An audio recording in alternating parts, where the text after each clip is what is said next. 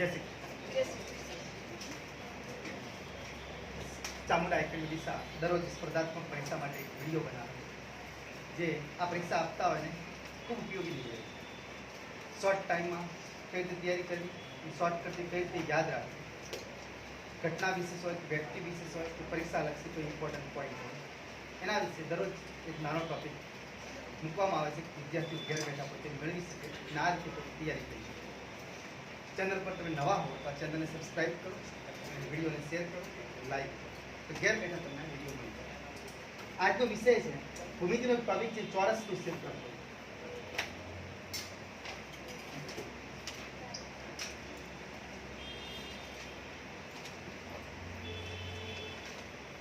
ચોરસનું ક્ષેત્રફળ.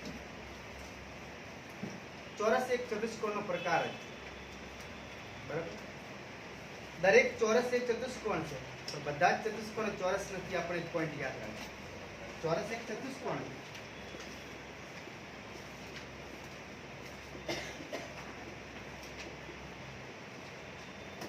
પણ બધા ચતુષ્કોણ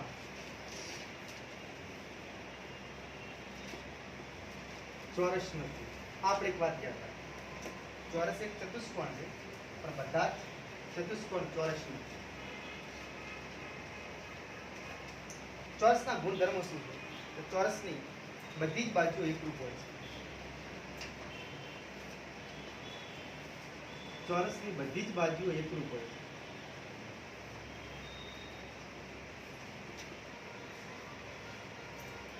બધી જ બાજુ એકરૂપ નો મતલબ બધી જ બાજુઓ સમાન હોય છે.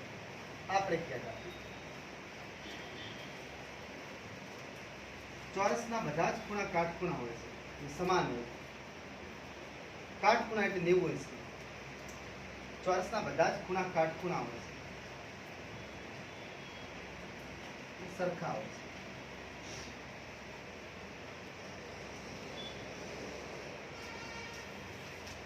ચોરસને 4 બાજુ અને 4 ખૂણા અને 2 વિકર્ણો હોય છે. પરીક્ષામાં પ્રશ્ન પૂછાય કોઈ પણ ચતુષ્કોણને અંગો કેટલા? ચતુષ્કોણને 10 અંકો. 4 બાજુ હોય, 4 ખૂણા હોય, 2 વિકર્ણો. તો ચોરસના બંને વિકર્ણો એક સમાન હોય છે, એકરૂપ લખો તો વિચાર. બંને વિકર્ણો એકરૂપ હોય છે. પરીક્ષામાં ઘણી વખત પૂછાય છે કે નીચેનામાંથી ચોરસ માટે કેટલા વિકલ્પો સાચા? તો આ પોઈન્ટ આપણે યાદ હોવા જોઈએ. ચોરસના બંને વિકર્ણો એકરૂપ હોય છે અને બંને વિકર્ણો એકબીજાને કાટખૂણે દુભાગે છે. બંને એકબીજાને કાટખૂણે દુભાગે છે. એકરૂપનો મતલબ સમાન હોય છે, એનું માપ સમાન હોય છે. બંને એકબીજાને કાટખૂણે દુભાગે, જ્યાં ટચ થાય ત્યાં કાટખૂણો બનાવે છે. આ ખાસ પોઈન્ટ યાદ રાખો. એકરૂપનો મતલબ માપદંડના સમાન હોય છે અને એકબીજાને કાટખૂણે દુભાગે છે, એટલે બંને વિકર્ણો સમાન હોય છે. આ ચોરસના ગુણધર્મોની વાત કરી. હવે આપણે ચોરસના ક્ષેત્રફળની વાત કરીએ. વિકર્ણનું માપ કઈ રીતે મળે, બાજુનું માપ કઈ રીતે મળે, એ પણ આપણે લઈએ.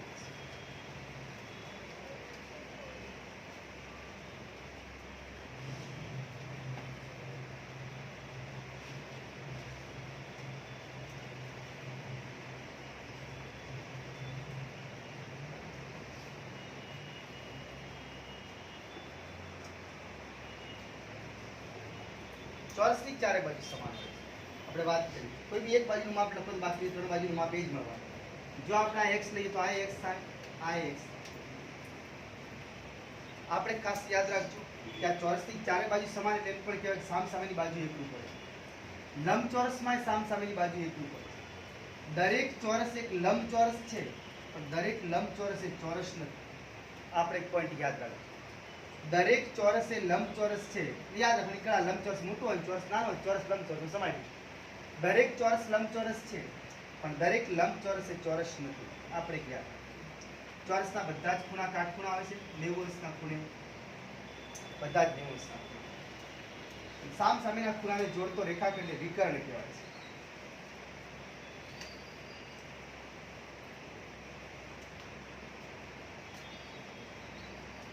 તો બંને વિકર્ણો એકરૂપ હોય છે અને એકબીજાને કાટખૂણે દુભાગે છે. એનો મતલબ કે અહીં કાટખૂણો બનાવો.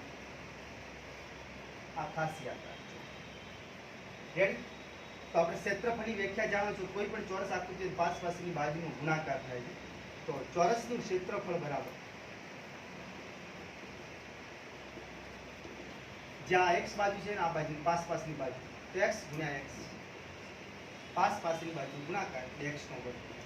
x શું છે તો બાજુ છે, તો ચોરસનું ક્ષેત્રફળ શોધવું હોય તો કોઈ પણ એક બાજુનો વર્ગ કરી દો, આપણે ચોરસનું ક્ષેત્રફળ મળી જાય. કોઈ પણ એક બાજુનો માપનો વર્ગ કરી દો તો ચોરસનું ક્ષેત્રફળ મળી જાય. પરીક્ષામાં ચોરસના વિકર્ણનું માપ પૂછાય છે. ધ્યાન કરો, આ ચોરસનું ક્ષેત્રફળ, ચોરસની પરિમિતિ. પરિમિતિનો મતલબ થાય છે ચારે બાજુનો સરવાળો. ચારે બાજુનો આપણે જો સરવાળો કરી દઈએ ચોરસની પરિમિતિ મળી જાય. આનો મતલબ કે 4 ગુણ્યા બાજુ કરી દો તો પરિમિતિ મળી જાય. પરિમિતિ મીટરમાં સેન્ટીમીટરમાં આવશે, ધ્યાન કરજો. ને ક્ષેત્રફળ મીટરનો વર્ગ અથવા વર્ગ મીટર કહેવાય, અથવા ચોરસ મીટર કહેવાય, કાં તો સેન્ટીમીટરનો વર્ગ અથવા ચોરસ સેમી પણ કહેવાય, અથવા વર્ગ સેમી. અહીં વર્ગ આવશે, અહીં એકલો એક માપ આવશે, કાં તો મીટર કાં તો સેન્ટીમીટર. તો ચોરસની પરિમિતિ શું મળે તો 4 ગુણ્યા બાજુ. આ એક હંમેશા યાદ રાખો. રેડી? હવે જો આપણે એમ કે ચોરસના વિકર્ણનું માપ કેટલું, તો આપણે જો ખાલી આટલો ભાગ વિચારીએ, આ ચોરસમાંથી આટલો કાપીને બહાર લઈએ તો પાયથાગોરસના સિદ્ધાંત પ્રમાણે કાટકોણ ત્રિકોણ બને. જો આટલો ભાગ આપણે બહાર કાઢીએ, આનો મતલબ કે આ x છે, આ x છે, તો આ બાજુ આપણે શોધવી છે કે આ શું હોઈ શકે. જો નામ આપી દઈએ આને ABC, આ કાટખૂણો છે, તો કાટખૂણાની સામેની બાજુ કર્ણ છે, આપણે વિકર્ણ કહીએ. તો પાયથાગોરસના સિદ્ધાંત મુજબ AC નો વર્ગ કોના બરાબર હતો? જે કાટખૂણો બનાવે છે તે બાજુના વર્ગોના સરવાળા. AB નો વર્ગ વત્તા BC નો વર્ગ. AB નો વર્ગ એટલે x નો વર્ગ વત્તા BC નો વર્ગ એટલે વળી x નો વર્ગ. x નો વર્ગ એટલે 2x નો વર્ગ. રેડી? આ આપણે વિકર્ણની વાત છે. AC નો વર્ગ એ વિકર્ણ છે, તો AC નો વર્ગ આટલો આવે તો આપણે AC શોધવું છે.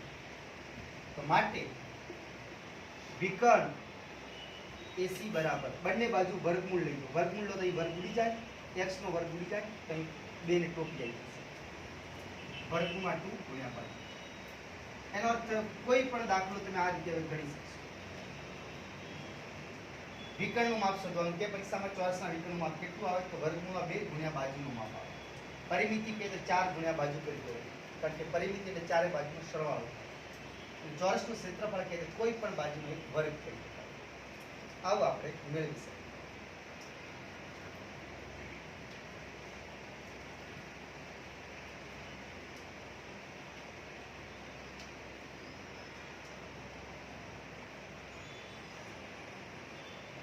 તો આ ચોરસની તમામ વાત છે.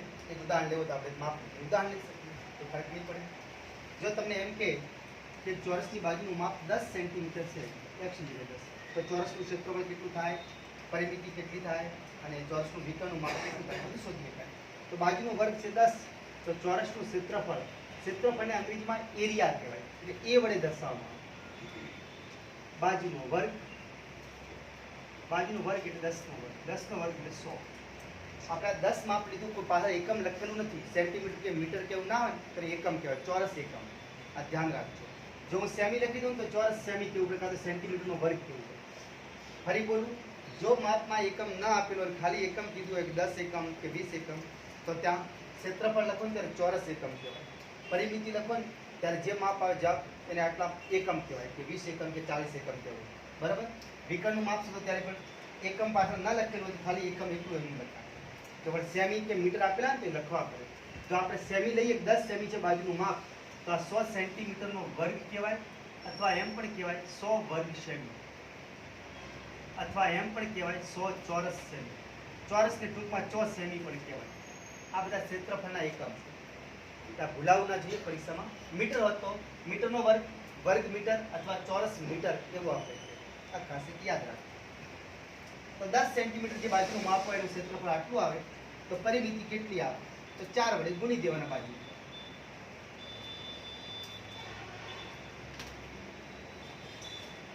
તો ચોરસની પરિમિતિ બરાબર, તો 4 ગુણ્યા બાજુ, બાજુનું માપ છે 10 સેન્ટીમીટર, તો 4 ગુણ્યા 10 એટલે 40 સેન્ટીમીટર. ચારે બાજુનો સરવાળો કર્યો પરિમિતિ છે. ચોરસના વિકર્ણનું માપ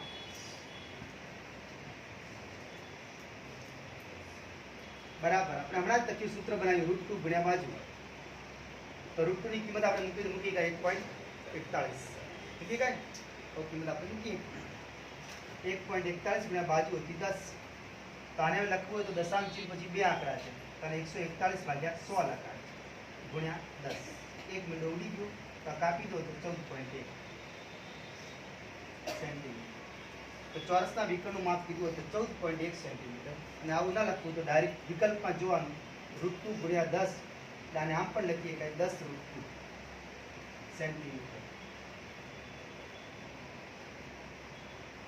આ પણ સાચું છે વિકલ્પમાં જોવાનું કે કિંમત મૂકી દીધી છે √2 ની તો 14.1 સેન્ટીમીટર અને કિંમત નથી મૂકી તો 10 √2 સેન્ટીમીટર બરાબર આ છે ચોરસની તમામ વાતો ચોરસના ગુણધર્મો ચોરસનું ક્ષેત્રફળ ચોરસની પરિમિતિ અને ચોરસના વિકર્ણનું માપ કોઈ પણ ભૂમિતિની આકૃતિને પણ આ રીતે ગોઠવી અને બધા જ જે પ્રકારના પ્રશ્નો પૂછાય આવી રીતે ગોઠવણી કરી દઈએ તો કોઈ દિવસ આપણો પ્રશ્ન ખોટો ના પડી શકે તો વિડીયોને લાઈક કરો શેર કરો ફરી મળીશું એક નવા વિડીયો સાથે જય હિન્દ જય ભારત